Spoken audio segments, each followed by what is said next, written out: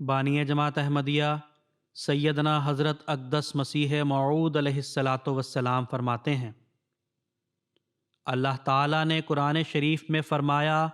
والرجزا فہجر، یعنی ہر ایک پلیدی سے جدا رہ۔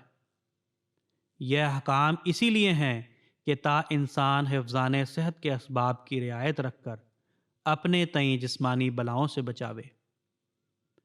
عیسائیوں کا یہ اعتراض ہے کہ یہ کیسے احکام ہیں جو ہمیں سمجھ نہیں آتے کہ قرآن کہتا ہے کہ تم غسل کر کے اپنے بدنوں کو پاک رکھو اور مسواک کرو، خلال کرو اور ہر ایک جسمانی پلیدی سے اپنے تئیں اور اپنے گھر کو بچاؤ، اور بدبوؤں سے دور رہو، اور مردار اور گندی چیزوں کو مت کھاؤ۔ اس کا جواب یہی ہے کہ قرآن نے اس زمانے میں عرب کے لوگوں کو ایسا ہی پایا تھا،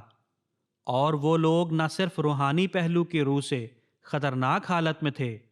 بلکہ جسمانی پہلو کے روح سے بھی ان کی صحت نہایت خطرہ میں تھی۔ سو یہ خدا تعالیٰ کا ان پر اور تمام دنیا پر احسان تھا کہ حفظان صحت کے قواعد مقرر فرمائے۔ کلو وشربو ولا تسرفو، یعنی بے شک کھاؤ پیو مگر کھانے پینے میں بیجا طور پر کوئی زیادت، کیفیت یا کمیت کی مت کرو۔